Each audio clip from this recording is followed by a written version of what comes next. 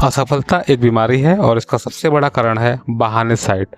इसका इलाज कराना बहुत ही ज़्यादा ज़रूरी है। सफलता का संबंध लोगों से होता है।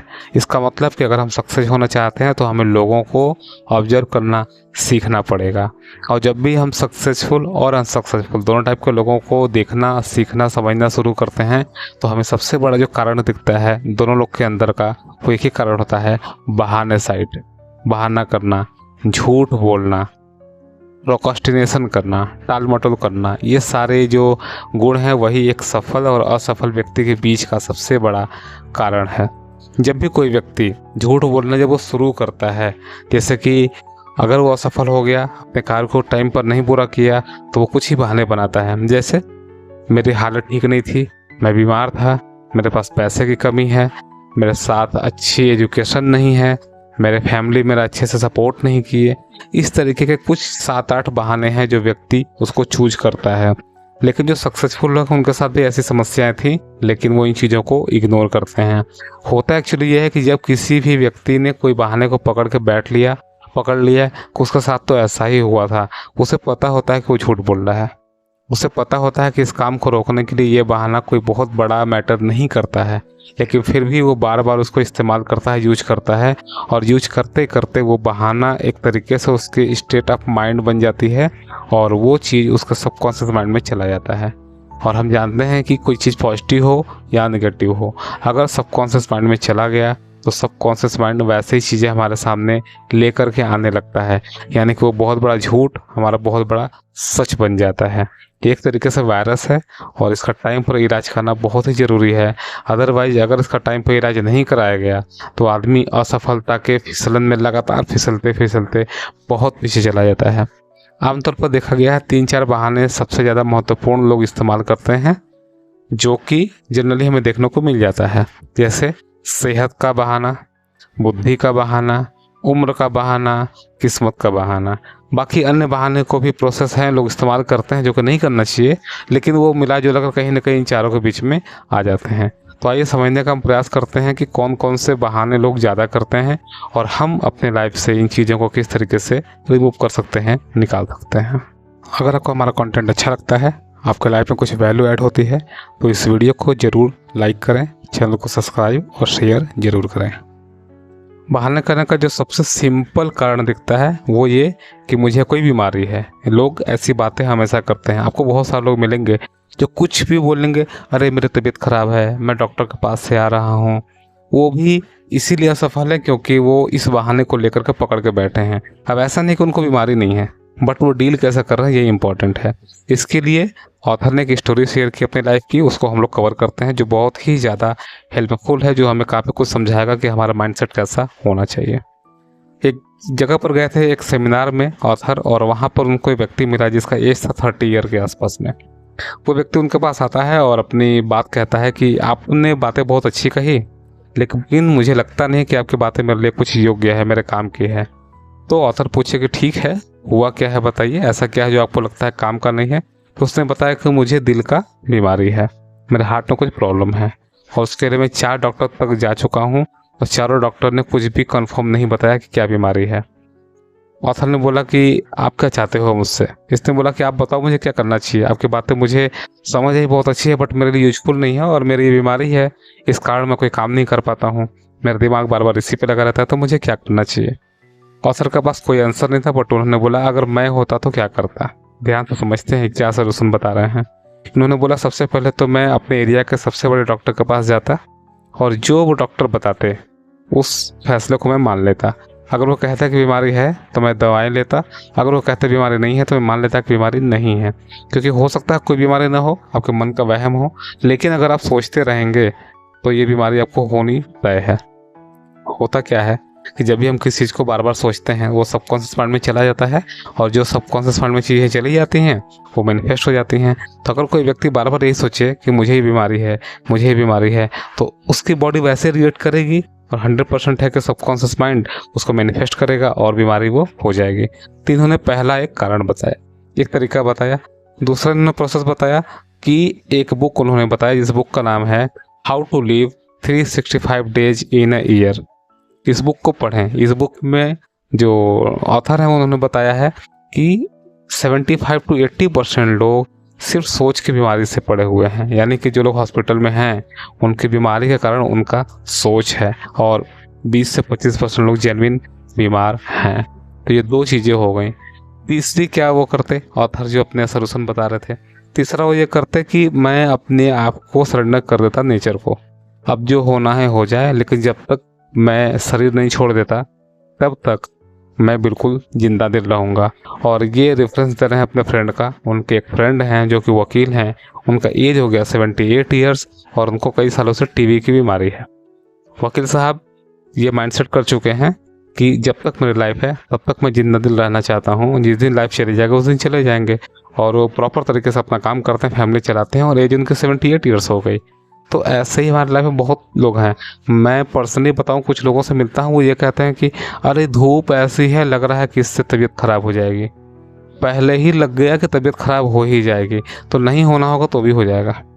तो इस तरीके के बहाने नहीं करने चाहिए अपने हेल्थ को लेकर के। आगे समझते हैं। और ऑथर को एक और व्यक्ति मिले फ्लाइट में, और उस व्यक्ति के पास एक टिक टिक की आवाज़ आ रही थी ऑथर को। ऑथर ने पूछा ये आवाज़ कहाँ से आ रही है, तो उस व्यक्ति ने सॉरी बोला और बताया कि मेरे हार्ट का ऑपरेशन हुआ है, एक मशीन लगाया गया है मेरे हार्ट में, और ये इसलिए टिक टिक की आवाज़ आ रही है और 1 महीने तक आवाज़ आएगी। ऑथर बहुत आश्चर्य हुए, पूछा कि आपका क्या प्लान है अब आगे का। उन्होंने बोला मेरा कोई ऐसा बड़ा प्लान नहीं है, बस मैं अपने घर जाऊँगा और वहाँ मैं वकालत की पढ़ाई करने वाला हूँ, फिर मैं प्रैक्टिस अपना शुरू कर दूंगा और ये आवाज़ 1 महीने में बंद हो जाएगी। उसके ऊपर जैसे ही बॉडी रिएक्ट करेगी आगे का, मतलब मुझे कुछ महीनों तक अच्छे से ध्यान रखना है अपना, जैसे कि डॉक्टर ने बताया है, फिर मैं बिल्कुल नॉर्मल हो जाऊंगा। तो सर ये कहना चाहते हैं कि एक व्यक्ति को बीमारी नहीं है, वो 4 डॉक्टर के पास जा चुका, इसलिए कि वो कुछ बता दें कि इनको रोग है, लेकिन 4 डॉक्टर ने बोला कोई रोग नहीं है, फिर भी वो परेशान है और असफल है। उसको समझ नहीं आ रहा कि जीवन में मुझे क्या करना चाहिए। और एक व्यक्ति है जिसका हार्ट का ऑपरेशन हुआ है, मशीन लगी है, बट उसके पास एक गोल है कि उसे भी वकालत की पढ़ाई करनी है, आगे चल के प्रैक्टिस कंटिन्यू करना है। तो सक्सेसफुल और अनसक्सेसफुल लोगों के बीच में बस यही अंतर होता है। ऑथर अपने बहुत सारे दोस्तों की कहानी शेयर करते हैं, जैसे एक उनके मित्र थे जो आर्मी में थे, उनका एक हाथ चला गया, लेकिन वो कृतज्ञ थे कि मेरे पूरी जीवन तो भी बची हुई है। ऐसे ही एक इनके फ्रेंड हैं जिनका एक हाथ नहीं है और वो गोल्फ के बहुत ही अच्छे प्लेयर हैं। यहाँ वो गोल्फ को जो प्लेयर हैं बहुत अच्छी बात कहते हैं जो हमारा लाइफ के हर एक मोमेंट पर काम आता है। वो कहते हैं कि मैं एक हाथ से अच्छा गोल्फ कैसे खेल लेता हूँ, इसका कारण है कि सही रवैया और एक बाह वाला आदमी गलत रवैये और दोनों बाह वाले आदमी से बेहतर खेल सकता है। बहुत ही ज़बरदस्त चीज़ है, हमारा लाइफ के हर एस्पेक्ट में काम आ सकता है। आगे अब बात कर रहे हैं कि किस तरीके से बहाने साइड से बचा जाए। इसके 4 तरीके के बारे में बताया जा रहा है। सबसे पहला तरीका कि अपने सेहत के बारे में ज़्यादा बात ना करें।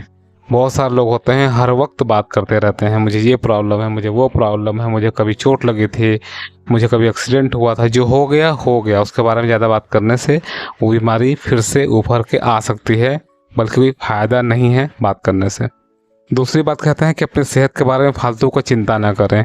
बहुत सारे ऐसे लोग हैं जो ब्लड टेस्ट कराते हैं, इसलिए चेक कराएंगे, एक्सरे कराएंगे।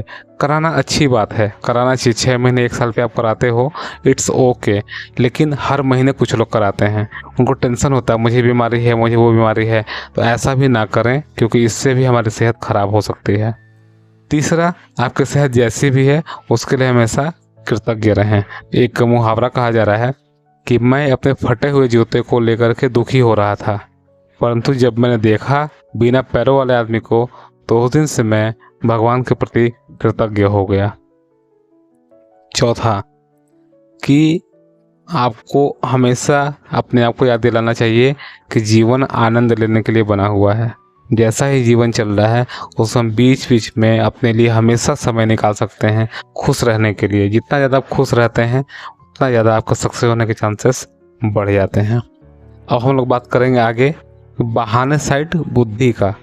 जैसे कि अभी हमने बात किया हेल्थ का लोग बहाना करते हैं, अब बुद्धि का बहाना करते हैं कि मेरी तो बुद्धि कम है, अगर मेरा एजुकेशन यहाँ से हुआ होता तो ये हो जाता, तो वो हो जाता, पता नहीं क्या क्या हो जाता। जब भी बुद्धि की बात होती है व्यक्ति 2 तरह की गलती करते हैं। सबसे पहला कि वो अपने बुद्धि को दूसरों से कम आंकते हैं, दूसरा दूसरे की व्यक्ति को अपने से ज़्यादा आंकते हैं। ये दोनों ही चीज़ें लग रहा है कि एक ही बात है, लेकिन ये दोनों अलग अलग बातें हैं। दरअसल महत्वपूर्ण ये नहीं है कि हमारे पास बुद्धि कितनी है, महत्वपूर्ण ये है कि हमारे बुद्धि का नज़रिया कैसा है। हमारे जो बुद्धि है उसका हम अपना यूज कर रहे हैं अपने काम के लिए या फिर वो हमारे खिलाफ काम कर रहा है, ये समझना बहुत ज़रूरी है। आगे बोला जा रहा है कि एक साइंटिस्ट से पूछा गया कि क्या कोई छोटा बच्चा साइंटिस्ट बन सकता है, तो उन्होंने एक ही जवाब दिया कि यस, बन सकता है। इसके लिए ज़रूरी नहीं कि उसके मार्क्स कितने आते हैं, इसके लिए ज़रूरी नहीं कि वो कितना तेज सोचता है या कितना तेज चीज़ों को याद करता है। उसके लिए सिर्फ एक चीज़ ज़रूरी है कि उसका इंटरेस्ट कितना है। सिंपल सी बात है, अगर किसी व्यक्ति किसी चीज़ में इंटरेस्ट बहुत ज़्यादा हो, इसका मतलब है कि उसका दिमाग उसके खिलाफ नहीं, उसके साथ काम कर रहा है। बहुत सारे लोग हैं जिनका सोचने समझने का नज़रिया बिल्कुल ही निगेटिव होता है। ऑथर एक अपने दोस्त के बारे में बता रहे हैं जिससे वो 10 साल बाद मिले और उसका सपना था एक बिजनेस खड़ा करने का जब वो कॉलेज में था। उन्होंने पूछा अपने दोस्त से कि क्या हुआ, आपका बिजनेस कैसा चल रहा है। तो उनके दोस्त ने बताया कि मैं कभी बिजनेस किया ही नहीं। उन्होंने पूछा ओके कोई बात नहीं, लेकिन क्यों नहीं किया, बता सकते हो। तो उसने बोला कि हाँ मैं बता सकता हूँ, कारण ये था कि मैं बार बार यही समझता था कि इस बिजनेस को कैसे नहीं किया जा सकता, इस बिजनेस में क्या क्या दिक्कतें आ सकती हैं, सेल्स क्यों नहीं होगा, लोग हमारे प्रोडक्ट को पसंद क्यों नहीं करेंगे। यानी मेरा नज़रिया बहुत ही निगेटिव था, जो उनके फ्रेंड थे वो बता रहे थे, और इस वजह से उस किसी भी बिजनेस में हाथ नहीं डाल पाए। और फाइनली जो उनके कॉलेज के और दूसरे लड़के थे जिनकी बुद्धि इनसे कम थी, जिनके मार्क्स भी इनसे कम आते थे, वो कोई ना कोई बिजनेस आज कर रहे हैं। और ये व्यक्ति जो इनके दोस्त हैं, ये उन्हीं के बिजनेस का ऑडिट कर रहे हैं। यानी कि इनका नज़रिया निगेटिव था, इसलिए इन्होंने बिजनेस नहीं किया। दूसरा अपने दोस्त के बारे में फिर बताते हैं कि वो आर्मी में था, लेकिन आर्मी में उससे बस चलाता था। उसने कभी सेना सही तरीके से नहीं ज्वाइन किया ताकि वो कोई अधिकारी बन सके, जबकि वो पास बुद्धि था, उसके पास क्षमता थी कि वो सेना में एक अधिकारी बन सके, लेकिन नहीं बना। कारण सिर्फ यही था कि उसे लगता था कि मैं बहुत ज़्यादा बुद्धिमान हूँ और सेना के सारे नियम बेकार हैं, या जो भी रूल रेगुलेशन बनाए गए हैं सब बेकार हैं, मेरे हिसाब से कुछ भी ठीक नहीं। तो ऐसे व्यक्ति जो सिर्फ अपने आप को सुपीरियर बनते हैं या लोगों में कमी निकालते हैं, उनके पास बुद्धि तो बहुत है लेकिन उसका इस्तेमाल वो गलत तरीके से कर रहे हैं। और जब एक टाइम बाद उन्हें रियलाइज होता है कि काम गड़बड़ हो चुका है, समय निकल चुका है, और आप उनसे बात करोगे तो वो एक ही बहाना करेंगे कि मेरा उस समय बुद्धि ठीक नहीं था। तो ऐसे होती है बुद्धि की प्रोक्रास्टिनेशन। अब हम बात करने वाले हैं कि बुद्धि के जो बहाने करने के तरीके होते हैं उससे किस तरीके से हम निकलें, सलूशन क्या है। सलूशन में सबसे पहला सलूशन ये है, अपनी बुद्धि को कभी भी कम ना आंकें, दूसरों को बुद्धि को कभी ज़रूरत से ज़्यादा ना आंकें, अपनी सेवाओं को सस्ते में कभी ना बेचें और अपने अच्छे बिंदुओं पर ध्यान केंद्रित करें। दूसरा तरीका है अपने आप को बार बार याद दिलाएं कि मेरी बुद्धि से ज़्यादा महत्वपूर्ण है मेरा नज़रिया। यानी आप कितना तेज हैं उससे ज़्यादा जरूरी है कि क्या आप सोचते हैं, पॉजिटिव सोचते हैं या नेगेटिव सोचते हैं। नौकरी पर और घर पर सकारात्मक नज़रिए का अभ्यास करें। टाल मटोल करने के तरीके के बजाय काम को किस तरीके से पूरा करें इस पर विचार करें। तीसरा तरीका है, याद रखें कि तथ्यों को रटने से ज़्यादा महत्वपूर्ण है कि उसके बारे में सोचने की योग्यता को विकसित करें। अपने दिमाग को रचनात्मक तरीके से नए नए विचार आने में मदद करें। हमने 2 टॉपिक कवर कर लिया, बुद्धि के बहाने साइड, हेल्थ के बहाने साइड यानी स्वास्थ्य के। तो अब हम जा रहे हैं तीसरा टॉपिक कवर करने कि हमारे उम्र का बहाने साइड। लोग उम्र का बहाना करते हैं कि मेरा एज बहुत ज़्यादा है, मेरा एज बहुत कम है, इसके लिए बहाने करते हैं। यह सोचने से कोई फ़ायदा नहीं कि हम उम्र हमारा ज़्यादा है या उम्र हमारा कम है। ऑथर के एक मित्र थे जिनके साथ मिलकर के उन्होंने एक बहुत ही अच्छा कैलकुलेशन किया जो हमें समझने की ज़रूरत है।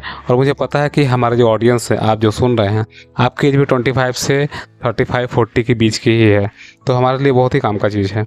उनके एक फ्रेंड थे जिनकी एज थी 40 और 40 साल की उम्र में वो कहते थे कि अब तो मैं कुछ कर नहीं सकता, मुझे फील आता है कि मैं बूढ़ा हो चुका हूँ। ऑथर ने उनसे सिंपल क्वेश्चन किया, किसी से भी ये क्वेश्चन किया जाएगा तो आंसर वो यही देगा। क्वेश्चन उन्होंने किया कि अच्छा ये बताइए आपके काम को शुरू करने का सबसे बेस्ट उम्र क्या होता है। तो उन्होंने बोला 20 साल। और काम को क्लोज करने का समय क्या होता है कि अब काम नहीं करेंगे, रिटायरमेंट ले लें। तो उन्होंने बोला जब तक हमारा बॉडी काम करे, मान लेते हैं 70, एवरेज मान लेते हैं कि 70 साल। बोला ठीक है, फिर 20 साल से लेकर के 70 साल, तो बीच में गैपिंग कितने हो गए, 50 साल। इसका मतलब एक व्यक्ति एक्टिवली काम कर सकता है 50 साल। तो अगर किसी व्यक्ति की उम्र है 40 साल तो 20 से 40 तक वो पहुंच चुका है, यानी कि 20 साल उसने उम्र बिता चुके हैं। अभी भी उसके पास काम करने के लिए 30 साल की उम्र बचा हुआ है, यानी कि टोटल जो काम करने की एज है उसमें भी आधा भी ख़त्म नहीं हुआ है। और जैसे ही कैलकुलेशन किए ऑथर, उनके फ्रेंड बिल्कुल पॉजिटिव हो गए। उन्हें फील होने लगा, अरे मैं तो बहुत यंग हूँ।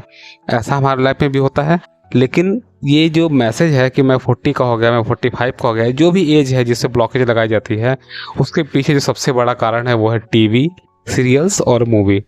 टीवी सीरियल्स और मूवी में ऐसा दिखाया जाता है कि किसी कंपनी में कोई व्यक्ति जॉब कर रहे हैं, उनकी एज 45 है, 50 है, किसी कारण से वो कंपनी बंद हो गई और वो बेरोजगार हो गए। अब उन्हें कहीं काम मिल ही नहीं रहा है और वो व्यक्ति कुछ महीने या साल तक काम को ढूंढे, नहीं मिले तो वो से उस सोसाइटल टेंडेंसी में चले गए। ऐसी चीज़ें प्रमोट की जा रही हैं, ऐसी चीज़ें हमारे माइंड में प्लांट किया जा रहा है, लेकिन ऐसा बिल्कुल नहीं है।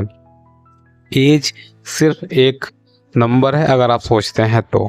और अगर कोई व्यक्ति 15 साल 20 साल के सेक्टर में काम किया है, किसी कारण से उसका जॉब चला जाता है, तो आई थिंक उसे दूसरा जॉब मिल सकता है। फिर भी अगर दिमाग को ओपन करें और रास्ते को ढूंढें तो कोई ना कोई रास्ता जरूर निकलता है। अगर अच्छा तरीके से सोचा जाए, क्रिएटिव तरीके से सोचा जाए, कोई ना कोई रास्ता 100% निकलता ही निकलता है। इस तरीके के जो माइंडसेट होते हैं उससे बचने क्या तरीके हैं जो ऑथर बता रहे हैं। सबसे पहला तरीका है कि अपने वर्तमान उम्र के बारे में सकारात्मक सोचें, पॉजिटिव सोचें। यह सोचें कि अभी मैं युवा हूँ, यह ना सोचें कि मैं बूढ़ा हो चुका हूँ, और नए लक्ष्य को हमेशा ढूंढते रहें। दूसरा, जो 50 साल की उम्र की बात हो रही है कि 20 साल से लेकर 70 साल तक के व्यक्ति काम कर सकते हैं, तो आपकी जो भी एज है उसको प्लस माइनस करके देख लीजिए आपके पास टाइम कितना है। अगर आप 50 ईयर्स के हो गए हैं तो भी आपके पास अभी 20 ईयर्स हैं काम करने के लिए। और तीसरा, सबसे ज़रूरी, ये सोचें कि मैं अब शुरू करने जा रहा हूँ, मेरे सर्वश्रेष्ठ वर्ष अभी शुरू होने वाले हैं और मैं इसमें ज़रूर सफल होऊंगा, और कुछ लोग भी मुझे मिलेंगे जो मेरे सफलता की ओर मुझे लेकर के चलेंगे। सबसे लास्ट टॉपिक है कि किस तरीके से किस्मत का लोग बहाना देते हैं, और ये बहुत ही कॉमन है, सबके माइंड में यही चलता है कि जो हुआ किस्मत के भरोसे हुआ। ऑथर एक सेमिनार में गए हुए थे और वहाँ 4 लोगों के साथ बैठ करके बात कर रहे थे। सेमिनार के बाद 4 लोगों में से सब लोग दुखी थे क्योंकि उनके साथी का प्रमोशन हो रहा था, और वो चारों लोग यही बात कर रहे थे कि अरे उसका किस्मत बहुत अच्छा है, नहीं उसका सोर्स लगा है, ये है, वो ऑफिसर साथ बहुत ज़्यादा क्लोज रहता है इसलिए उसका प्रमोशन हुआ। लेकिन ऐसा नहीं है, क्योंकि उनको समझना चाहिए कि किसी भी कंपनी में अगर प्रमोशन होता है तो वो चिट निकाल कर नहीं होता, लक के भरोसे नहीं होता, वो काबिलियत पर होता है। बट बहुत ही आश्चर्यजनक बात थी कि सभी लोग इसी बारे में बात कर रहे थे कि वो लक के भरोसे हुआ। एक दूसरी कंपनी की स्टोरी है कि वहाँ भी एक व्यक्ति ने अच्छा सेल्स किया तो उसके साथी यही बोल रहे थे कि ये तो लक का कमाल है, लक ने इसका बहुत अच्छा साथ दिया। लेकिन एक सोचने वाली बात है, कोई भी बड़ी कंपनी हो, क्या वो लक के भरोसे चल सकती है? मान लेते हैं, हम लोग एग्जाम्पल लेते हैं कि चलिए लक के भरोसे एक बार ज्वाइनिंग करते हैं, इमेजिनरी सिचुएशन लेकर के समझने का प्रयास करते हैं। सारे एम्प्लॉय को एक छत के नीचे बुलाया जाए और सबके नाम एक बॉक्स में लिख करके डाल दिया जाए, एक चीट बनाया जाए, और सारे ऊपर से लेकर नीचे के पोस्ट को एक साइड में लिखा जाए कि जिसका पर्ची में सबसे पहला नाम उठेगा वो सबसे टॉप पर, उसके बाद उसके नीचे वाला, उसके बाद उसके नीचे वाला, इस तरीके से करके सबकी ज्वाइनिंग कर दी जाए। तो आप सोचिए कितना मूर्खतापूर्ण ऐसा कार्य लग रहा है कि किसी काम में पता चला कि कोई चपरासी है, उसका नाम आ गया कि वो एग्जीक्यूटिव डायरेक्टर बनेगा, तो क्या वो कंपनी कभी चल पाएगी? तो फाइनली बात यह है कि लक के भरोसे सब कुछ नहीं होता है, मेहनत के भरोसे बहुत सारी चीज़ें होती हैं। और इस तरीके का माइंडसेट अगर व्यक्ति का है तो इसको कैसे हटाया जाए, क्योंकि ये बहुत ही खतरनाक वायरस है जो किसी भी व्यक्ति को सफलता की चोटी से भी असफलता तक लेकर के आ सकता है। सबसे पहला जो तरीका ऑथर बता रहे हैं कि कारण और परिणाम के नियम को स्वीकार करें। कोई काम क्यों हुआ है उसको समझने का प्रयास करें। जब आपको लगे कि कोई आदमी खुशकिस्मत है तो जरा उसको गौर से देखें। आप उसको देखेंगे तो आपको पता चलेगा कि उसने जीवन में जो भी गलती की है उसने सीखा और आगे बढ़ा। और जो व्यक्ति फेल हुए हैं उन्होंने अपनी गलतियों से कुछ नहीं सीखा और वो फेल हो गए। कभी भी मतलब सपने ना देखें ऐसे सो करके कि हाँ बस ऐसा हो रहा है, बस वैसा हो रहा है। जब तक मेहनत नहीं करेंगे, जब तक आप किसी काम के प्रति प्रॉपर नॉलेज नहीं लेंगे, जब तक आप फील्ड में आकर के काम करना सीखेंगे नहीं, तब तक सफल नहीं हो सकते, तब तक लक भी आपका कुछ भी नहीं कर सकती। तो ये रहा चैप्टर नंबर 2 और अब हम मिलेंगे आपसे नेक्स्ट चैप्टर नंबर 3 में, जिसका नाम है विश्वास जगाएं डर भगाएं। तब तक के लिए थैंक यू सो मच।